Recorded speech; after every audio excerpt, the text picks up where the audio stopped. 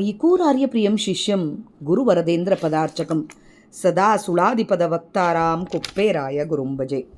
ಅಜ್ಞಾನತಿಮಿರಚ್ಛೇದಂ ಬುದ್ಧಿಸಂಪತ್ಪ್ರದಾಯಕಂ ವಿಜ್ಞಾನ ವಿಮಲಂ ಶಾಂತಂ ವಿಜಯಾಖ್ಯ ಗುರುಂಭಜೆ.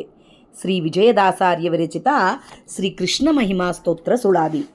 ಮುತ್ತೂರತ್ನಮಯ ಪವಳ ಸಂಗತಿಯಿಂದ ಕೆತ್ತಿಸಿದ ಮುಕುಟ ಶಿರದಲ್ಲಿ ಧರಿಸಿಪ್ಪನೇನೋ, ನೆತ್ತಿಗೆ ಗಿಡದೆಲೆ ನಾನಕ ಬಳ್ಳಿಗಳು ಸುತ್ತಿ ಸಣ್ಣವರೊಡನೆ ಪಾರಾಡುವದೆತ್ತ. 10,000 ವೇದ ಸ್ತುತಿಸಿ ಬಾಯಾರಿ ಬೇಸತ್ತು ಸುಮ್ಮನೆ ನಿನ್ನ ಮಹಿಮೆ ಅರಸುವುದೇನೋ. ಚಿತ್ತಕ್ಕೆ ಬಂದಂತೆ ಗೋಮಕ್ಕಳ ಕೈಯ 10,100 ಬಯಸಿ ಕೊಂಬುವುದೆತ್ತ. ನಿತ್ಯ ತೃಪ್ತ ಪರಮ ನಿತ್ಯಾನಂದನೆಂದು 33 ಕೋಟಿ ಆದಿತ್ಯರು ಪೊಗಳಲೇನು. ಹೊತ್ತಿಗೆ ಕಲ್ಲಿ ಬುತ್ತಿ ಉಣಲು ಸಾಲದೆ ತತ್ತ ಪಶಿಗಳ ಯಾಗದಲ್ಲಿ ಉಂಡದ್ದೇನೋ. ಉತ್ತಮೋತ್ತಮ ವೈಕುಂಠವನ್ನು ಬಿಟ್ಟು ಮಧ್ಯಲೋಕದಲ್ಲಿ ನಿನ್ನ ಲೀಲಾ ವಿನೋದವೇನೋ.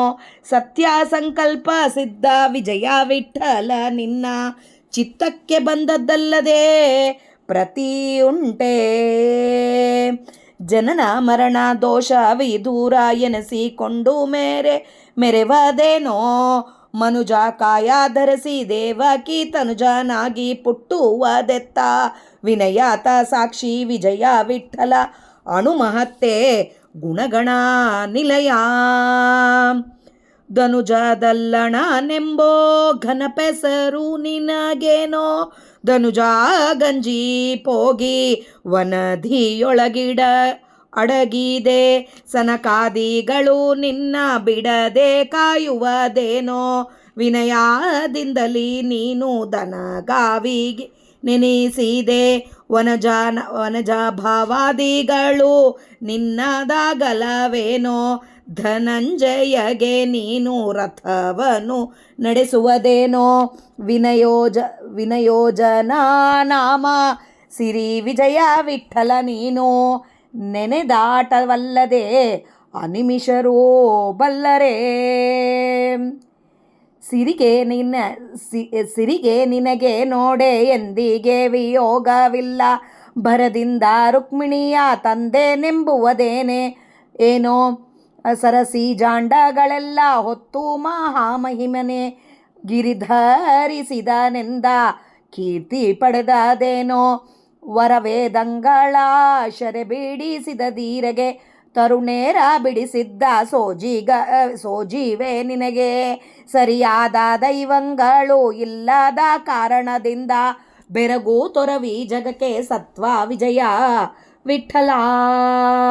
ಅನಿಲಾಸನ ಮೇಲೆ ಯೋಗ ನಿದ್ರೆ ಉಳ್ಳವಗೆ ವನದೋಳು ಕಂಡಲ್ಲಿ ಮಲಗಿವಿ ಏಳುವುದೇನೋ. ಮಣಿಕಾಂಚನ ವಸನ ಹುಟ್ಟು ಉನ್ನತನೇ. ರತುನಾಗಂಬಳಿ ಚಲ್ಲಣದ ಶೃಂಗಾರವೇನೋ. ಚಿನುಮಯನಾಗಿ ಕಾಣಿಸದಿಪ್ಪ ದೈವವೇ. ಮನೆ ಪೊಕ್ಕು ನವನೀತ ಕದುವದೇನೋ. ಸನಾತನ ನಾಮ ಸಿರಿ ವಿಜಯ ವಿಠಲರೇಯ ಅಣುವಾಗಿ ಎಲ್ಲರೊಳು ಜುಣುಗಿಡಿಯಾಡಿದನೇನೋ.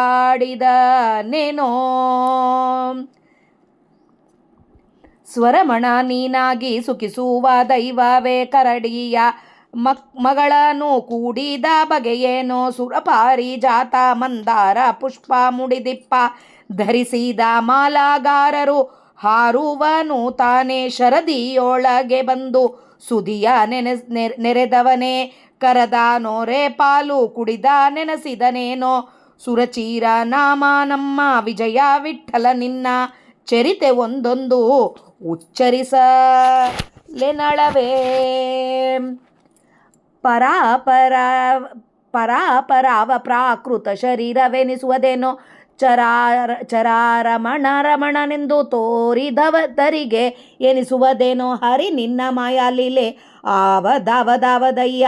ಹರಿದರೆ ಚೇತನ ಚೇತನದೊಳಗೆಲ್ಲ ಚರಾಚರಾದಲ್ಲಿ ನಿತ್ಯ ವರಸಿ ನೋಡಿದರೊಂದು ಪರಿಗೆ ಅನಂತ ಪರಿ ನೂತನವೆನಿಸುತ್ತಿದೆ ಸುರೇಶ್ವರ ನಾಮ ಸಿರಿ ವಿಜಯ ವಿಠ್ಠಲ ನಿನ್ನ ತರುಳತನದ ಲೀಲೆಗಳು ಧನುಜರ ಕುಲಕ್ಕೆ ಕಷ್ಟ. ನಿಮ್ಮ ಮಹಿಮೆಗೆ ಅನಂತ ನಮೋ ಬೊಮ್ಮಗೆ ಪರ ಬೊಮ್ಮ ಗಹನ ವಿಜಯ ವಿಠ್ಠಲ. ನಿಮ್ಮ ಮಹಿಮೆಗೆ ಅನಂತಾನಂತ ನಮೋ ಬೊಮ್ಮಗೆ ಪರಬೊಮ್ಮ ಗಹನ ವಿಜಯ ವಿಠ್ಠಲ. ಮಧ್ವಾಂತರ್ಗತ ಶ್ರೀಕೃಷ್ಣಾರ್ಪಣಮಸ್ತು. ಜಯ ವಿಜಯರಾಯ. ಹರಿ ಶ್ರೀನಿವಾಸ. ಇವತ್ತು ನಾವು ಶ್ರೀ ವಿಜಯದಾಸಾರ್ಯ ವಿರಚಿತ ಶ್ರೀ ಕೃಷ್ಣಾವತಾರ ಸ್ತೋತ್ರ ಸುಳಾದಿಯ ಅರ್ಥ ತಿಳಿಲಕ್ಕೆ ಪ್ರಯತ್ನ ಮಾಡೋಣ. ಮುತ್ತು ನವರತ್ನಮಯ ಪವಳ ಸಂಗತಿಯಿಂದ ಕೆತ್ತಿಸಿದ ಮುಕುಟ ಶಿರದಲ್ಲಿ ಧರಿಸಿಪ್ಪನಿದೇನು. ನವರತ್ನ ಖಚಿತವಾದ ಮುಕುಟವನ್ನು ಧರಿಸುವ ಪರಮಾತ್ಮದ ಶ್ರೀಕೃಷ್ಣ ರೂಪ ಪರಮಾತ್ಮ ಯಾವ ಥರ ಕಿರೀಟ ಇಟ್ಕೊಂಡಿದ್ದಾನೆ, ನವರತ್ನದ ಕಿರೀಟ ಇಟ್ಕೊಳ್ಳೋ ಅಂಥ ಪರಮಾತ್ಮ ನೆತ್ತಿಗೆ ಗಿಡದೆಲೆ ನಾನಾಕ ಬಳ್ಳಿಗಳು, ತಲೆಗೆ ಇಲ್ಲಿ ಕೃಷ್ಣ ರೂಪನಾಗಿ ಬಂದಾಗೆ ತಲೆ ಮೇಲೆ ಬಳ್ಳಿಗಳು, ಆಮೇಲೆ ಗಿಡಗಳು, ಎಲೆಗಳು, ಯಾವ್ಯಾವೋ ಎಲೆಗಳು, ಅದಕ್ಕೆ ಬಳ್ಳಿಗಳು ಬಂದಿದ್ದನ್ನು ಅದಕ್ಕೆ ತಲೆಗೆ ಸುತ್ತಕೊಂಡಿದ್ದೀಯಲ್ಲಪ್ಪ, ಏನು ಆಟಪ್ಪ ನಿಂದು. ಸುತ್ತಿ ಸಣ್ಣವರೊಡನೆ ಸಣ್ಣ ಈ ಗೋಮಕ್ಕಳ ಜೊತೆಗೆ ಆಟ ಆಡಿದ್ದೀಯಲ್ಲಪ್ಪ, ಆಟ ಆಡ್ತಾ ಇದ್ದೀಯಲ್ಲೋ, ಹಾರಾಡ್ತಾ ಇದ್ದೀಯಲ್ಲೋ, ನಿಂದು ಏನು ಆಟ ನಿಂದು. ಎಂಥ ವಜ್ರ ವೈಡೂರ್ಯಗಳಿಂದ ಇದ್ದಂಥ ಕಿರೀಟ ಇಟ್ಕೊಂಡಿದ್ದ ಆತ ತಲೆಗೆ ಏನೇನೋ ಕಟ್ಟಿಕೊಂಡು ತಿರುಗಾಡ್ತಾ ಇದ್ದೀಯಲ್ಲಪ್ಪ ಸಣ್ಣ ಮಕ್ಕಳ ಜೊತೆಗೆ. ಹಾಗೆ ಮತ್ತೆ ಹೇಳ್ತಾರೆ 10,000 ವೇದ ಸ್ತುತಿಸಿ ಬಾಯಾರಿ 10,000 ಅಂತ ವೇದಗಳು.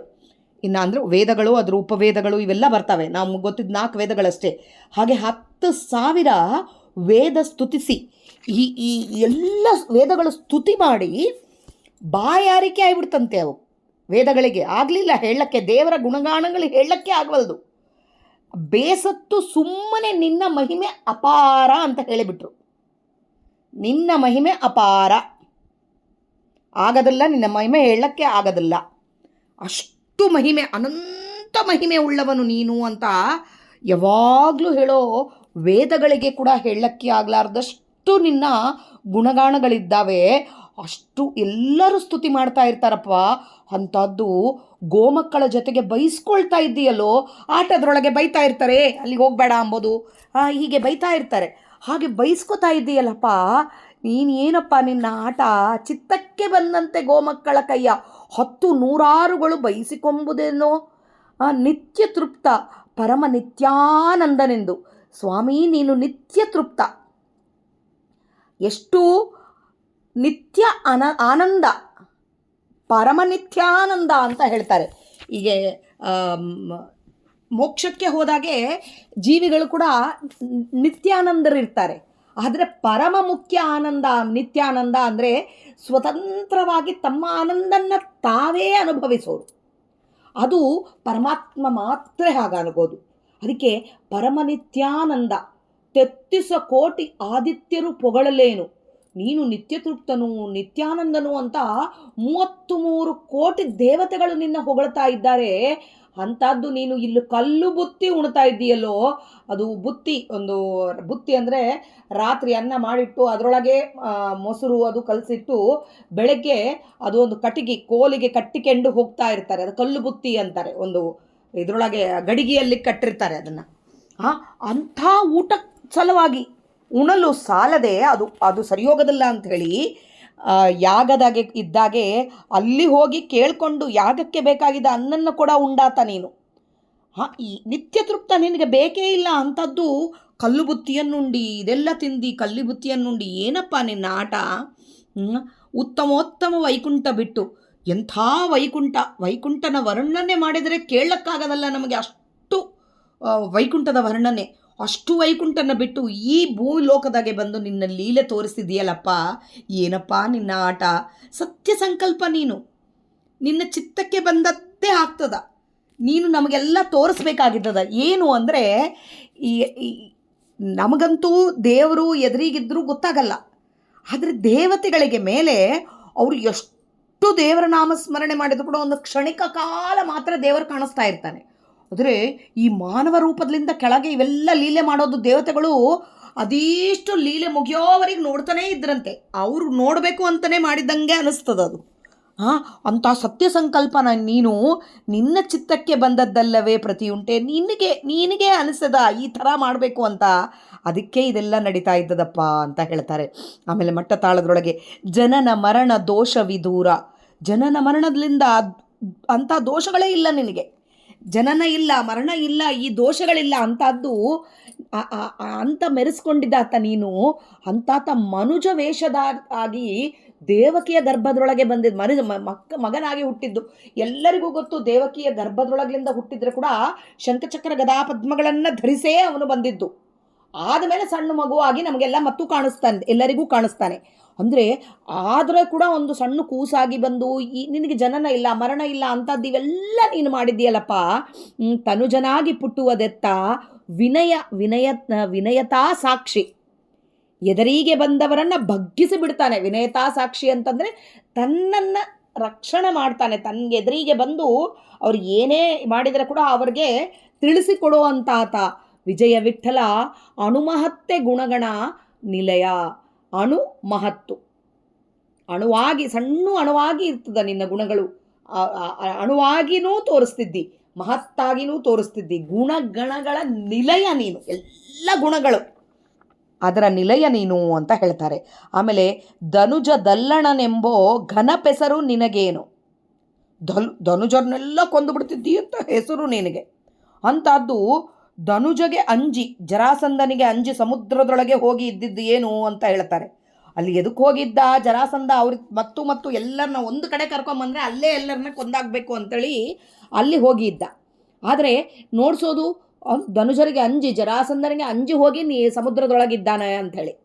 ಸನಕಾದಿಗಳು ನಿನ್ನ ಬಿಡದೆ ಕಾಯುವುದೇನು, ವಿನಯದಿಂದಲೇ ನೀನು ದನ ಕಾಯುವುದೇನು. ಸನಕಾದಿ ಮುನಿಗಳು, ನಮಗೆಲ್ಲರಿಗೂ ಸನಕಾದಿ ಮುನಿಗಳು ಎಷ್ಟು ದೇವರ ನಾಮಸ್ಮರಣೆ ಮಾಡ್ತಾರ ಅಂತ ಗೊತ್ತು.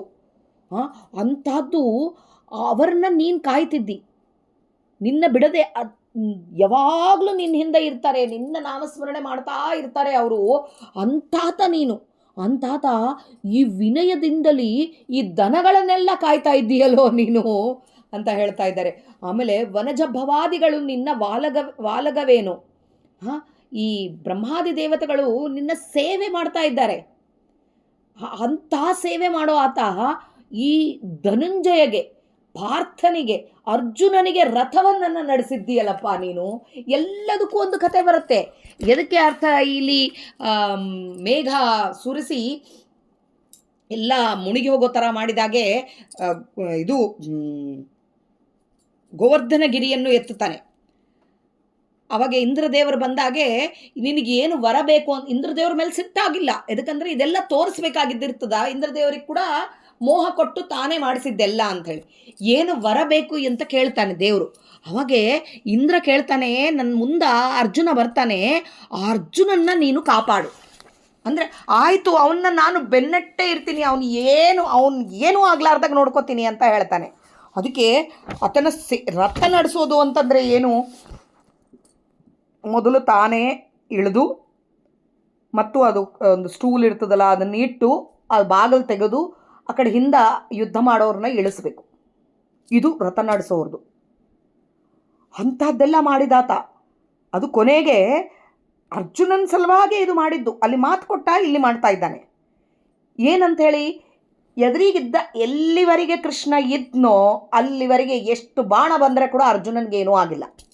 ಕೊನೆಗೆ ಆ ಬಾಣಗಳ ಬಿಡಲಿ ಅಂಥೇಳಿ ಯಾವಾಗ ಕೃಷ್ಣ ಅನ್ಕೊಂಡ್ನೋ ಅವಾಗ ಮೊದಲು ಅರ್ಜುನನ್ನ ಇಳಿ ಅಂದ. ಕಪಿ ಹಾರೋಯ್ತು ಮೇಲೆ. ಆದಮೇಲೆ ಕೃಷ್ಣ ಇಳ್ದ, ಆ ರಥ ಧ್ವಂಸ ಆಯಿತು. ಇದು ಅರ್ಜುನನ್ನ ನಾನು ಕಾಪಾಡ್ತೀನಿ ಅಂದರೆ ಯಾರನ್ನ ಹೇಳಿರ್ತಾನೋ ಸ್ವಾಮಿ ಅವರ ಸಲುವಾಗಿ ಅವನ ಆಟನೇ ಆಟ. ವಿನಯೋಜನ ನಾಮ ಸರಿ ವಿಜಯ ವಿಠಲನ್ನ, ಯಾರನ್ನ ಎಲ್ಲಿ ಹೇಗೆ ಇಡಬೇಕು ಅಂಥೇಳಿ ಅದನ್ನು ವಿನಯೋಜನೆ ಮಾಡ್ತಾನೆ. ಇವರು ಈ ಥರ ಇರಬೇಕು, ಇವರು ಇವತ್ತು ಇದು ಹೇಳಬೇಕು, ಇದು ಕೇಳಬೇಕು, ಈ ಮಾಡೋ ಆತ ಅಂಥ ಸಿರಿ ವಿಜಯ ವಿಠಲ ನೀನು ನೆನೆದಾಟವಲ್ಲದೆ ಅನಿಮಿಷರು ಬಲ್ಲರೆ ನಿನ್ನ ಆಟನ್ನ ಈ ದೇವತೆಗಳಿಗೆ ಕೂಡ ಗೊತ್ತಾಗ್ತಾ ಇಲ್ಲಪ್ಪ ಅಂತ ಹೇಳ್ತಾರೆ. ಸಿರಿಗೆ ನಿನಗೆ ನೋಡೆ ಎಂದಿಗೂ ವಿಯೋಗವಿಲ್ಲ. ಲಕ್ಷ್ಮೀದೇವಿಗೆ ನಿನಗೆ ವಿಯೋಗ ಇದ್ದದ? ಹಾಂ, ಯಾವಾಗಲೂ ನೀವಿಬ್ಬರು ಒಂದೇ ಕಡೆ ಇರ್ತೀರಿ. ಅಂಥದ್ದು ರುಕ್ಮಿಣಿಯ ತಂದೆನೆ, ರುಕ್ಮಿಣಿನ ಹೋಗಿ ಕರ್ಕೊಂಡು ಬಂದೆ ಅಂತ ಹೇಳೋದೇನಪ್ಪ ಇದು? ಸರಸಜಾಂಡಗಳೆಲ್ಲ ಹೊತ್ತ ಮಹಾಮಹಿಮನೆ, ಭೂಮಂಡಲವನ್ನೇ ಹೊತ್ತಾತ ನೀನು. ಅದು ಏನೋ ಒಂದು ಇದು ಗೋವರ್ಧನಗಿರಿ ಎತ್ತಿದ ಅಂತೇಳಿ ಕೀರ್ತಿ ಪಡೆದದ್ದೇನಪ್ಪ, ಅದು ಆಶ್ಚರ್ಯ ಅಲ್ಲ. ವೇದಗಳ ಕರೆ ಶರೆ ಬಿಡಿಸಿದ ಧೀರನೇ ತರುಣೇರ ಬಿಡಿಸಿದ್ದು. ಹಾಂ, ಇಲ್ಲಿ ಈ ವೇದಗಳನ್ನು ಹೊತ್ಕೊಂಡು ಹೋದರೆ ಅದನ್ನು ತಗೊಂಡು ಬಂದಾತ ನೀನು. ಅಂಥದ್ದು ತರುಣೆಯರನ್ನು ಬಿಡಿಸಿದ್ದು ಅದೇನು ದೊಡ್ಡ ಆಶ್ಚರ್ಯನಾ? ಸರಿಯಾದ ದೈವಂಗಳು ಇಲ್ಲದ ಕಾರಣದಿಂದ ಬೆರಗು ತೋರುವಿ ಜಗಕ್ಕೆ ಸತ್ಯ ವಿಜಯ ವಿಠಲ. ನೀನು ಇವೆಲ್ಲ ಆಶ್ಚರ್ಯ ತೋರಿಸ್ತಿದ್ದೀಯಪ್ಪ ಅಷ್ಟೇ ಅಂತ ಹೇಳ್ತಾ ಇದ್ದಾರೆ. ತ್ರಿವಿಡತಾಳದೊಳಗೆ ಅನಿಲಾಸನ ಮೇಲೆ ಯೋಗ ನಿದ್ರೆ ಉಳ್ಳವಗೆ, ಇಲ್ಲಿ ಶೇಷದೇವರ ಮೇಲೆ ಯೋಗ ನಿದ್ರೆಯಲ್ಲಿ ಮಲ್ಕೊಂಡಿದ್ದಂಥ ನಮ್ಮಪ್ಪ ನಿನಗೆ ಈ ವನದೊಳಗೆ ಈ ಎಲ್ಲ ಹೊರಗಡೆ ಎಲ್ಲಿ ಬೇಕಾದರೆ ಅಲ್ಲಿ ಕಂಡಲ್ಲಿ ಮಲಗಿ ಏಳುವುದೇನು? ಎಲ್ಲೂ ಹುಲ್ಲಿನ ಮೇಲೆ ಮಲ್ಕೋತಿ, ಹೊರಗೆ ಮಲ್ಕೋತಿ, ವನದೊಳಗೆ ಮಲ್ಕೋತಿ. ಏನಪ್ಪ ನಿಂದ ಇದು ಆಶ್ಚರ್ಯ. ಆಮೇಲೆ ಮಣಿಕಾಂಚನ ವಸನ, ಮಣಿಗಳಿದ್ದಂತಹ ವಸ್ತ್ರ ಧರಿಸಿದ್ದಿ ನೀನು. ಅಂತಹ ಉನ್ನತವಾದ ವಸ್ತ್ರ ಧರಿಸಿದಾತ ರತ್ನದ ಕಂಬಳಿ, ಬರೀ ಕಂಬಳಿ ಹೊದ್ಕೊಂಡು ತಿರುಗಾಡಿದ್ದು, ಕಂಬಳಿ ಹೊದ್ಕೊಂಡಿರೋದು. ಇದೇನಪ್ಪ ನಿನ್ನ ಆಟ, ಏನು ಶೃಂಗಾರ ನಿಂದ ಆಟದ್ದು ಅಂಥೇಳಿ. ಚಿನ್ಮಯನಾಗಿ ಕಾಣಿಸದಿಪ್ಪ ದೈವವೇ, ಅಪ್ರಾಕೃತನಾಗಿದ್ದವನು ನೀನು, ಯಾರಿಗೂ ಕಾಣಿಸಲ್ಲ ಅಂತಹ ನೀನು ಮನೆ ಮನೆಗೆ ಹೋಗಿ ಆ ಬೆಣ್ಣೆಯನ್ನು ಕದ್ದು ತಿಂದಿದ್ದೇನಪ್ಪ. ನಿನ್ನ ನೋಡಬೇಕು ಅಂದರೆ ಎಷ್ಟೋ ವರ್ಷಗಳು ತಪಸ್ಸುಗಳು ಮಾಡ್ತಾರೆ. ಅಂಥದ್ದು ಈ ಬೆಣ್ಣೆ ಕದ್ದು ತಿನ್ನೋದು ಇದೆಲ್ಲ ಏನು ಸೋಜಿಗ? ಸನಾತನ ನಾಮ ಸಿರಿ ವಿಜಯ ವಿಠಲರೇಯ ಅಣುವಾಗಿ ಎಲ್ಲರೊಳಗೆ ಬಿಂಬರೂಪಿ ಪರಮಾತ್ಮನಾಗಿ ಜುಣಗಿ ಆಡಿದನಿ. ಏನಪ್ಪ ನಿನ್ನ ಆಟ, ಏನಂತ ಹೇಳಬೇಕು ನಿನ್ನ ಬಗ್ಗೆ? ನಿನ್ನ ಲೀಲೆ ಹೇಳಕ್ಕೆ ಆಗ್ತಾ ಇಲ್ಲ ಅಂತ ಹೇಳ್ತಾರೆ ವಿಜಯದಾಸರು. ಆಮೇಲೆ ಸ್ವರಮಣ ನೀನಾಗಿ ಸುಖಿಸುವ ದೈವವೇ, ನೀನೇ ಲಕ್ಷ್ಮೀ ರಮಣ, ನೀನು ಇಂತಹ ಸುಖಿಸುವ ದೈವ ನೀನು. ಲಕ್ಷ್ಮಿಯ ಜೊತೆಗಿದ್ದಾತ. ಅಂಥದ್ದು ಕರಡಿಯ ಮಗಳು ಜಾಂಬವಂತಿಯನ್ನು ಮದುವಾಗಿದ್ದ ಬಗ್ಗೆ ಏನಪ್ಪ ಅಂಥೇಳಿ. ಲಕ್ಷ್ಮಿಯ ಸ್ವರೂಪಳೇ ಆಕಿ ಕೂಡ. ಆದರೆ ಕರಡಿಯ ಮಗಳನ್ನು ಮದುವೆ ಮಾಡ್ಕೊಳ್ಬೇಕಾಗಿದ್ದು ಏನು ಬಂತು? ಆಮೇಲೆ ಪಾರಿಜಾತ ಹೂವುಗಳು, ಮಂದಾರ ಪುಷ್ಪಗಳು ಮುಡಿದಂಥ ನೀನು ಈ ಇದರೊಳಗೆ ಮಾಲಾಗಾರ ಒಬ್ಬಾತ ಬಂದು ಹಾರ ಹಾಕ್ತಾನೆ ಕಂಸನ ಹತ್ರ ಬಂದಾಗೆ. ಅಂಥ ಹಾರ ಎದಕ್ಕೆ ಧರಿಸ್ಬೇಕಾಗಿ ಬಂತು ಅಂದರೆ, ಆ ಮಾಲಾಗಾರ ಆ ಮಾಲ ಹಾಕಬೇಕಂದ್ರೆ ಎಷ್ಟು ವರ್ಷ ಜನ್ಮ ಇದು ತಪಸ್ಸು ಮಾಡಿ ಸ್ವಾಮಿಯನ್ನು ಒಲಿಸ್ಕೊಂಡು ಆ ದೇವತೆಗಳೇ ಅಲ್ಲೆಲ್ಲ ಬಂದವರು ದೇವತೆಗಳೇ, ಎಲ್ಲರೂ ದೇವತೆಗಳೇ ಬಂದಿದ್ದಾರೆ. ಅವರು ತಮ್ಮ ತಪಸ್ಸುಗಳು ಮಾಡಿ ಆ ಸ್ವಾಮಿಯನ್ಗೆ ಹಾರದಿಂದ ಹಾರ ಹಾಕಬೇಕು ಅಂತ ತಪಸ್ಸು ಮಾಡಿದವರು. ಆ ಒಂದು ದಿನ ಹಾರ ಹಾಕ್ಲಿಕ್ಕೆ ತಪಸ್ಸು ಮಾಡಿದವರು. ಅಂಥ ಅವರ ಜೊತೆಗೆ ನೀನು ಹಾರ ಹಾಕ್ಸ್ಕೊಂಡಿದ್ದೀಯಲ್ಲಪ್ಪ. ಆಮೇಲೆ ಶರದಿಯೊಳಗೆ ಬಂದು ಸುಧೆಯ ನೆರೆದಾನೆ. ಸಮುದ್ರದಿಂದ ಬಂದ ಈ ಅಮೃತವನ್ನು ಎಲ್ಲರಿಗೂ ಕೊಟ್ಟಾತ ನೀನು. ಧನ್ವಂತರಿ ರೂಪ ಪರಮಾತ್ಮನಾಗಿ ಎಲ್ಲರಿಗೂ ಅಮೃತ ಕೊಟ್ಟಾತ. ಈ ನೊರೆದ ಹಾಲು, ಅವಾಗೆ ಕರೆದಂತಹ ನೊರೆ ಹಾಲನ್ನು ಕುಡಿದ ಅಂತ ಅನ್ಸ್ಕೊಳ್ಳೋದೇನಪ್ಪ? ನೀನು ಅಮೃತ ಇತರರಿಗೆ ಕೊಡುವವನು. ಅಮೃತನೇ ಬೇಕಿಲ್ಲ ನಿನಗೆ, ಈ ಹಾಲು ಬೇಕಾ? ಆದರೆ ಅಲ್ಲಿ ಆಕಳಾಗಿ ಬಂದಿದ್ದೂ ದೇವತೆಗಳೇ. ಅದನ್ನು ಆಕಳನ್ನು ಕರೆದು ಅದನ್ನು ತಂದ ಹಾಲು ತೆಗೆದು ಕೊಡೋರು ದೇವತೆಗಳೇ. ಅವರೆಲ್ಲರಿಗೂ ಒಂದೊಳ್ಳೆ ಸದ್ಗತಿ ಕೊಡಬೇಕು ಅಂಥೇಳಿ ನೀನು ಕುಡಿದಿದೆಯಲ್ಲಪ್ಪ ಅಂಥೇಳಿ. ಸುರಚಿರ ನಾಮ ನಮ್ಮ ವಿಜಯ ವಿಠಲ, ನಿನ್ನೆ ಚರಿತೆ ಒಂದೊಂದು ಉಚ್ಚರಿಸಲ್ಲಳವೆ. ನಿನ್ನ ಚರಿತೆ ಒಂದೊಂದು ಹೇಳಕ್ಕೆ ನನಗೆ ಸಾಧ್ಯನೇ ಆಗ್ತಾ ಇಲ್ಲಪ್ಪ, ಅಂತಹ ಚರಿತ್ರೆ ಉಳ್ಳವನು ನೀನು ಅಂತ ಹೇಳ್ತಾ ಇದ್ದಾರೆ.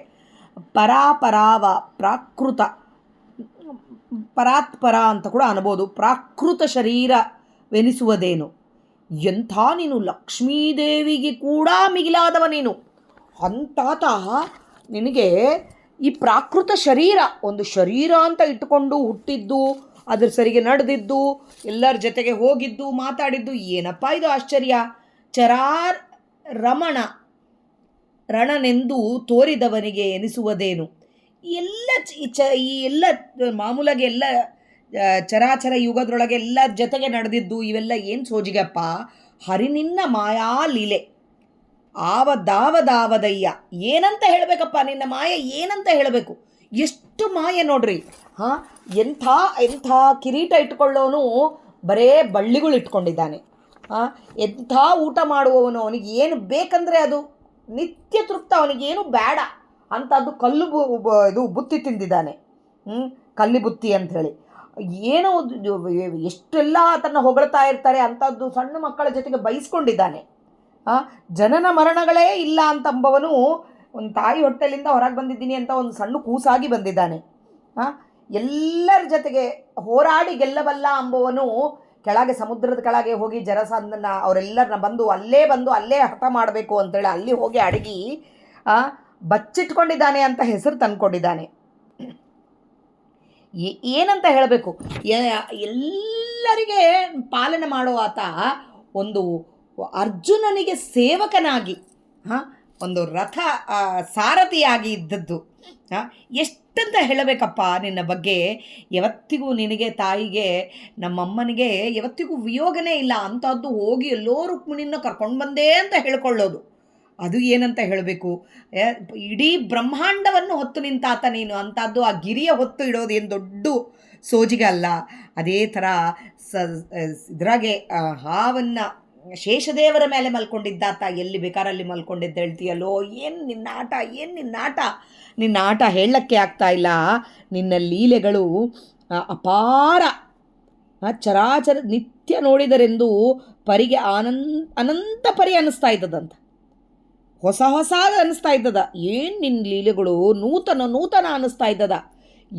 ಮಾಯಾ ಲೀಲೆ ಯಾರೂ ಇಲ್ಲ, ಪ್ರತಿ ಸರಿ ಒಂದು ಹೊಸದು ಲೀಲೆ ಅಂತ ಅನ್ನಿಸ್ತಾ ಇದ್ದದ.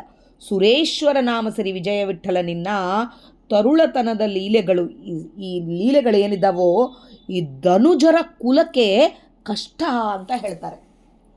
ಧನುಜರ ಕುಲ ಏನಿದ್ದದಲ್ಲ, ಈ ಲೀಲೆಗಳ ಬಗ್ಗೆ ಓದ್ಕೊಂಡ್ರೆ ಸಾಕು, ಧನುಜ ಕುಲಕ್ಕೆ ಒಂಥರ ಬೆಂಕಿ ಇದ್ದಂಗೆ ಆಗ್ತದ. ಈಗ ನಮ್ಮೊಳಗೆ ಕೂಡ ತತ್ವಾಭಿಮಾನಿ ದೈತ್ಯರಿರ್ತಾರೆ, ಅವ್ರು ನಮ್ಮನ್ನು ಬೇರೆ ಕಡೆ ಪ್ರೇರಣೆ ಮಾಡ್ತಾ ಇರ್ತಾರೆ. ಇದು ಬೇಡ, ಸಾಕು, ಮೊಬೈಲ್ ತೆಗಿ, ಇಲ್ಲ ಟಿ ವಿ ನೋಡು, ಇಲ್ಲ ಹರಟಿ ಹಾಕು, ಏನೋ ಒಂದು ಹೇಳ್ತಾ ಇರ್ತಾರೆ. ಆದರೆ ಈ ಚರಿತ್ರೆಗಳು ಓದಿದಾಗೆಲ್ಲ ಏನು ನಿನ್ನ ಮಾಯ, ಏನು ನಿನ್ನ ಲೀಲಾ ಇವೆಲ್ಲ ಹೇಳಿದಾಗೆಲ್ಲ ಅಲ್ಲಿ ಆ ದೈತ್ಯರನ್ನು, ಆ ದೈತ್ಯರಿಗೆ ಅದು ಕಷ್ಟ ಆಗ್ಬಿಡ್ತದೋ. ಇಂತಹದ್ದು ಓದ್ತಾ ಇದ್ದಾರೆ ಇವ್ರ ತಂಟಿಗೆ ಬರಬಾರ್ದು ಅಂಥೇಳಿ ಆ ದೈತ್ಯರು ಆ ಕಷ್ಟ. ಆಗ ನಿನ್ನ ಲೀಲೆಗಳಪ್ಪ, ನಿನ್ನ ಲೀಲೆ ಬಗ್ಗೆ ಏನಂತ ಹೇಳಬೇಕು? ನಿಮ್ಮ ಮಹಿಮೆಗೆ ಅನಂತ ನಮೋ. ನಿನ್ನ ಮಹಿಮೆಗೆ ಅನಂತ ನಮೋ ಅಂತ ಹೇಳ್ತಾರೆ.